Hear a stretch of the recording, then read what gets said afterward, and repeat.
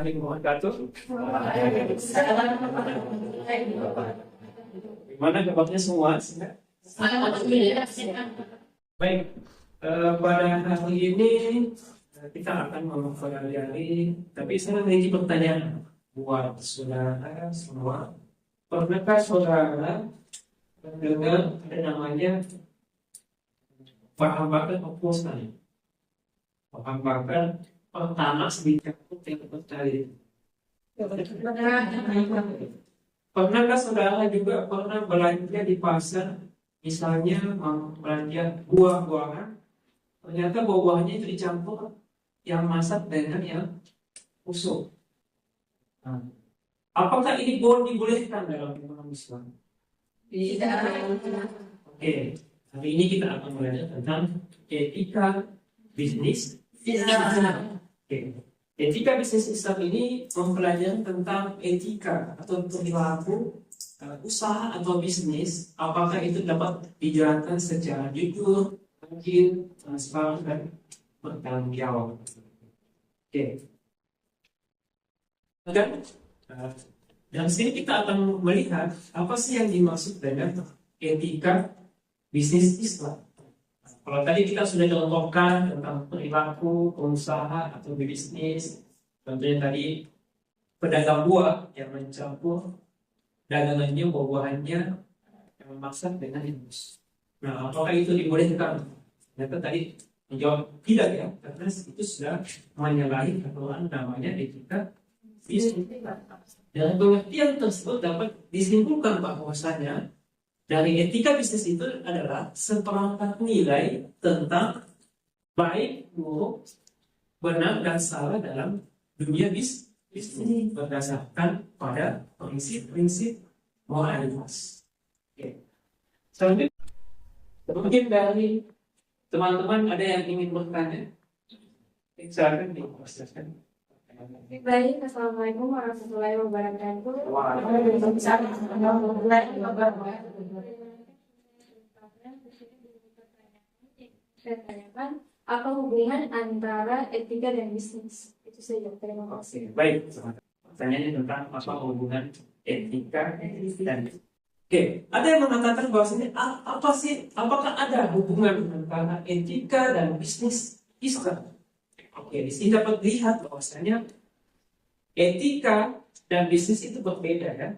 Di sini dapat dilihat etika bisnis yaitu suatu kumpulan atau aktivitas pekerjaan yang memiliki target atau hasil, atau dapat dikatakan bahwasanya bisnis itu merupakan suatu pekerjaan atau aktivitas yang menghasilkan sebuah produk atau layanan yang mana itu nanti untuk mencapai sebuah tujuan tertentu. Atau misalnya bisnis, misalnya adik-adik berusaha misalnya catering ya, warung makan, nah, itu merupakan bisnis. Nah, kalau etika itu diambil dari suatu cabang utama filsafat yang membahas tentang prinsip-prinsip moralitas dan etika yang memiliki standar dan penilaian moral. Nah, ada yang berpendapat mengatakan bahwasanya etika dan bisnis itu berbeda. Tetapi dalam konsep etika bisnis Islam itu ternyata tidak boleh dipisahkan. Itu menyatu. Etika dan bisnis itu harus berjalan bersamaan, tidak boleh dipisahkan. Karena pendapat ini mengatakan bahwasanya mitos mengatakan bisnis amoral mengungkapkan suatu keyakinan bahwasanya antara bisnis dan moralitas itu atau etika itu tidak ada hubungan sama sekali. Ternyata ini keliru. Yang sebetulnya adalah etika dan bisnis Islam itu harus berjalan bersamaan, tidak boleh dipisahkan, karena ini menyangkut masalah tanggung jawab, prinsip keadilan, kejujuran, dan integritas dalam dunia bisnis. Oke, kita lanjut. Apa sih keutamaan etika bisnis? Nah, keutamaan etika bisnis itu untuk yang pertama dalam dunia bisnis modern itu dapat dilihat bahwasanya pelaku bisnis itu dituntut untuk menjadi orang yang profesional. Apa yang dimaksud dengan profesional? Profesional ini bahwasanya pelaku usaha itu harus memiliki keahlian, keterampilan, dan juga memiliki integritas kejujuran dalam usaha. Jadi tidak hanya menguasai satu bidang, tetapi juga memiliki etika dalam berbisnis. Nah, ini dalam konsep dunia model bisnis, dunia modern. Selanjutnya, yaitu keutamaan etika bisnis terhadap yaitu dalam persaingan bisnis yang sangat ketat itu, maka konsumen benar-benar sebuah hajat. Nah, dalam dunia bisnis saat ini konsumen adalah sebuah hajat yang harus diutamakan. Karena konsumen ini yang menentukan apakah bisnis itu dapat meningkat, berkembang, atau malah sebaliknya menurun. Karena tanpa adanya konsumen, sebuah usaha itu bersendiri tidak akan berjalan. Makanya dalam dunia bisnis modern saat ini, ketika ada contoh misalnya, saya kasih contoh, misalnya adik-adik biasa makan di warung makan ya. Siapa yang suka makan di warung makan? Oke. Saudari Intan ya, pernah makan di warung makan. Pernah tidak merasakan makanan di sana ternyata kurang baik, kurang enak, atau mungkin ada yang kurang? Pernah. Pernah. Dari pengalaman ini dapat dilihat bahwasanya konsumen itu merasakan apa yang sudah dibelanjakan, apa yang sudah dibeli.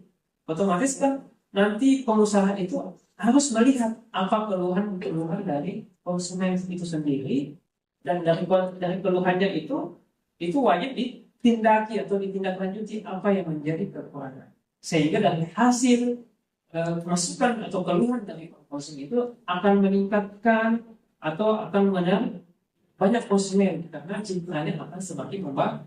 Artinya promosinya pasti akan dipromosikan di luar nanti ketika makanannya sempurna ya. Nah, selanjutnya yaitu keutamaan etika bisnis, yaitu dapat dilihat dari sistem pasar terbuka, yaitu peran pemerintah yang menjamin kepentingan dan hak bagi semua pihak. Nah, yang ketiga ini penting juga karena pemerintah itu harus membuat undang-undang atau regulasi yang mengatur tentang persaingan usaha.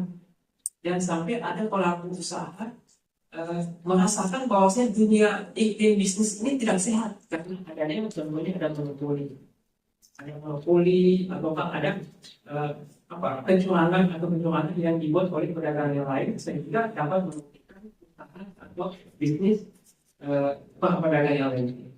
Nah, itu. Makanya pentingnya pemerintah ini untuk menciptakan sebuah regulasi atau undang-undang yang dapat menjangkau atau memberikan jaminan yang adil kepada semua pengusaha, baik itu pengusaha, konsumen, bahkan dari masyarakat sekitar yang di tempat usaha. Nah, selanjutnya keutamaan etika bisnis itu dapat dilihat dari perusahaan modern itu menyadari bahwa karyawan bukanlah tenaga yang harus dieksploitasi.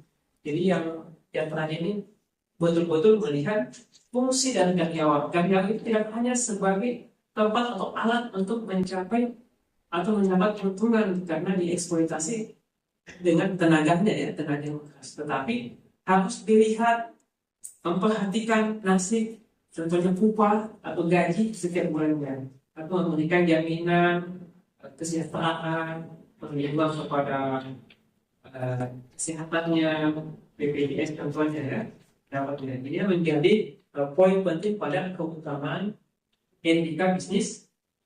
Baik, tadi kita sudah mendengarkan beberapa bagian dari materi. Mungkin sampai sini ada yang mau bertanya? Silakan. Sebelumnya, Assalamualaikum warahmatullahi wabarakatuh.